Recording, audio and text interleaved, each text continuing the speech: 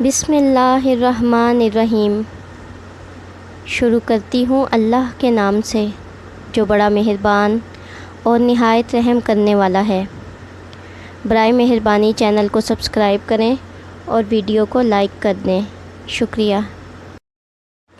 حضور پاک صلی اللہ علیہ وآلہ وسلم نے فرمایا، جو کسی مسلمان کو ایسی جگہ ذلیل کرے گا جہاں اس کی عزت کی جاتی ہے تو اللہ اسے ایسی جگہ ذلیل کرے گا جہاں اسے اللہ کی مدد کی ضرورت ہوگی۔ حضور پاک صلی اللہ علیہ وآلہ وسلم نے ارشاد فرمایا، نماز جنت کی کنجی ہے اور نماز کی کنجی وضو ہے۔ حضور پاک صلی اللہ علیہ وآلہ وسلم نے ارشاد فرمایا، جب بھی مومن کسی پریشانی، بیماری، رنج و ملال، تکلیف اور غم میں مبتلا ہوتا ہے، یہاں تک کہ اسے کانٹا بھی چبھتا ہے، تو اس کے بدلے میں اللہ تعالیٰ اس کے گناہ معاف کر دیتا ہے۔ حضرت ابو ہریرہ رضی اللہ تعالیٰ عنہ بیان کرتے ہیں کہ رسول اللہ صلی اللہ علیہ وآلہ وسلم نے ارشاد فرمایا، جو شخص کسی عورت کو اس کے خاوند کے خلاف یا غلام کو اس کے آقا کے خلاف بھڑکائے تو وہ ہم میں سے نہیں۔ رسول اللہ صلی اللہ علیہ وآلہ وسلم نے فرمایا، جب کوئی بندہ بیمار ہوتا ہے یا وہ سفر میں جاتا ہے تو اس کے وہ تمام عمل لکھ دیے جاتے ہیں جو وہ حالت قیام اور تندرستی میں کرتا تھا۔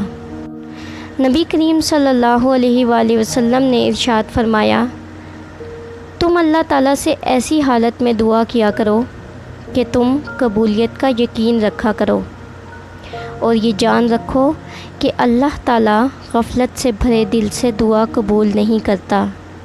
رسول اللہ صلی اللہ علیہ وآلہ وسلم نے فرمایا، جو شخص نجومی کے پاس آیا اور اس سے کوئی سوال پوچھا، اس کی 40 دن رات کی نمازیں قبول نہیں کی جاتی۔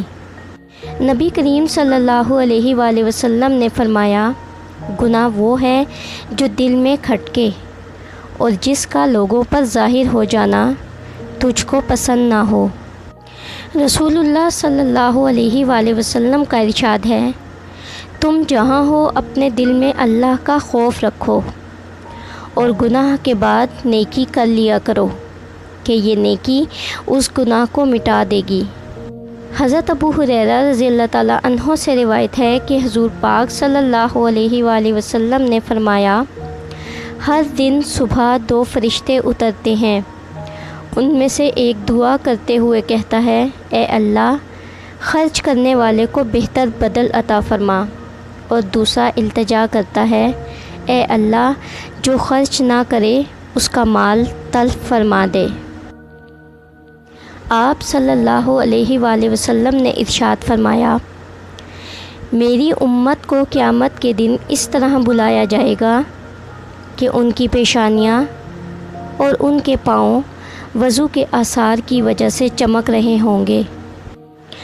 حضرت ابن عباس رضی اللہ تعالیٰ عنہ سے روایت ہے کہ رسول اللہ صلی اللہ علیہ وآلہ وسلم نے فرمایا، اللہ کی بارگاہ میں 3 شخص ناپسند ترین ہیں، حرم میں بے دینی کرنے والا، اسلام میں جاہلیت کے طریقے کا متلاشی، مسلمان کے ناحق کا جویا تاکہ اس کے خون ریزی کرے۔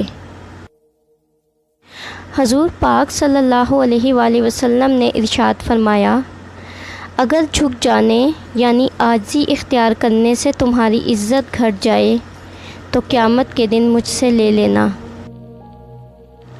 حضرت محمد صلی اللہ علیہ وآلہ وسلم نے فرمایا، جب ایک جوان انسان توبہ کرتا ہے تو مشرق سے مغرب تک کے قبرستانوں میں سے 40 دن تک عذاب ہٹا لیا جاتا ہے، اور آپ صلی اللہ علیہ وآلہ وسلم نے فرمایا، اللہ اس کے چہرے کو روشن کرے جو حدیث سن کر آگے پہنچائے۔ حضور پاک صلی اللہ علیہ وآلہ وسلم نے ارشاد فرمایا، مہمان اپنا رزق لے کر آتا ہے اور صاحب خانہ کے گناہ لے کر جاتا ہے۔ حضور صلی اللہ علیہ وآلہ وسلم نے ارشاد فرمایا، منافق کی 3 نشانیاں ہیں، جب بات کرے تو جھوٹ بولے، جب وعدہ کرے تو وعدہ خلافی کرے، اور جب اس کے پاس امانت رکھیں تو خیانت کرے۔ حضور پاک صلی اللہ علیہ وآلہ وسلم نے فرمایا، اگر تمہیں کوئی نقصان پہنچ جائے تو یہ نہ کہو اگر میں ایسا کر لیتا تو ایسا ہو جاتا، البتہ یہ کہو کہ اللہ تعالیٰ کی تقدیر یوں ہی تھی اور انہوں نے جو چاہا کیا، کیونکہ اگر کا لفظ شیطان کے کام کا دروازہ کھول دیتا ہے۔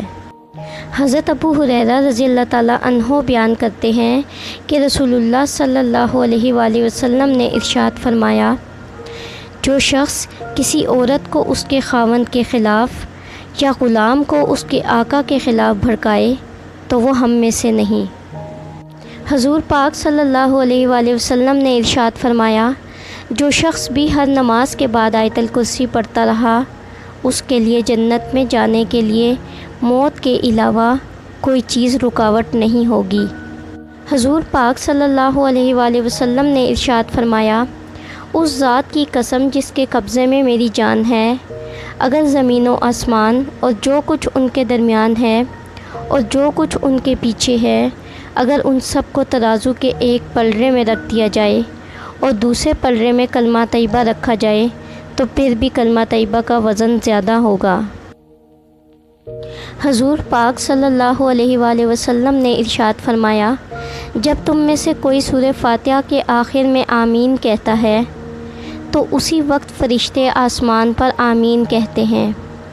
اگر اس شخص کی آمین فرشتوں کی آمین کے ساتھ مل جاتی ہے تو اس کے پچھلے گناہ معاف ہو جاتے ہیں۔ حضور پاک صلی اللہ علیہ وآلہ وسلم نے ارشاد فرمایا، جو قوم زکوٰۃ سے انکار کرتی ہے، اللہ تعالیٰ اسے بھوک اور قحط سالی میں مبتلا کر دیتا ہے۔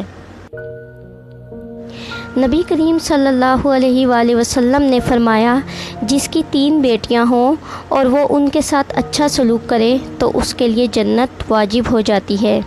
عرض کیا، اور 2 ہوں تو؟ فرمایا 2 ہوں تب بھی۔